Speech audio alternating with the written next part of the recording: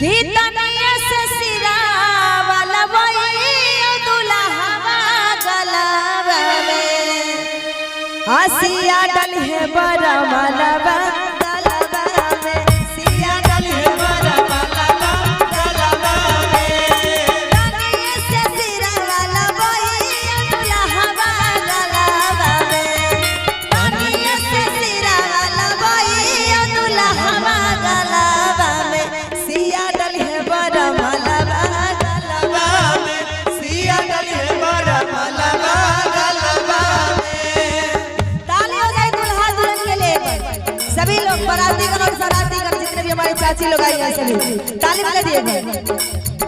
सिया डल है बरमलवा गलवा में सिया डल है बरमलवा गलवा में। आइए भैया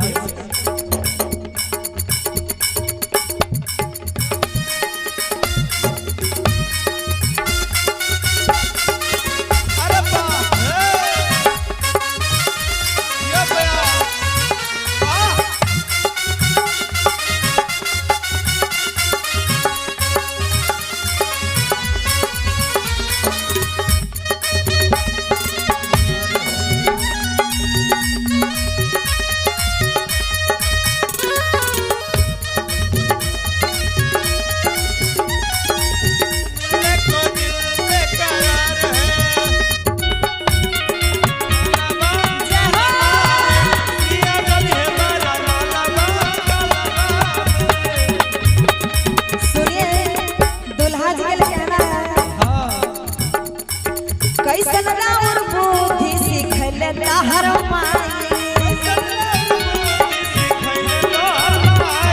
आके ससुरारिया में गइला बिसराई कैसन राउर बुद्धि सिखल तहर माई आके ससुरारिया में गइला बिसराई मिठला नगरिया में मचल बतहलवा गलवा में मिठला नगरिया में मचल बतहलवा गलवा में।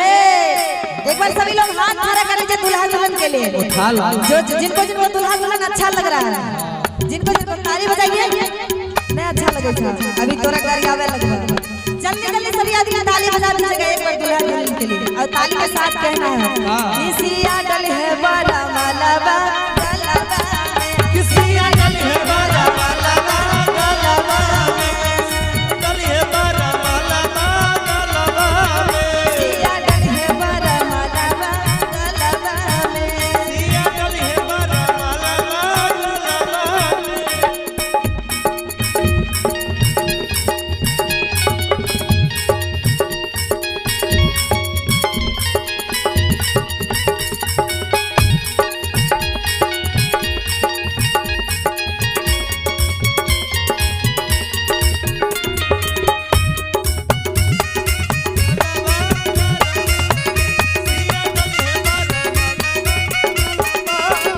सिरावाला बैला से छोट न कहाई होई के सवेर दुल्हा दुल्हन तोर बन जाई सिरावाला बैला से छोट न कहाई होई के सवेर दुल्हा दुल्हन तोर बन जाई। और कहना है दुल्हा दुल्हन के लिए गलवा में तोहरा लगी जय रंगवा गलवा में तोहरा लगी जय रंगवा दुल्हा डले बरमलवा दुल्हा डले बरमलवा दुल्हा डले बरमलवा दुल्हा डले बरमलवा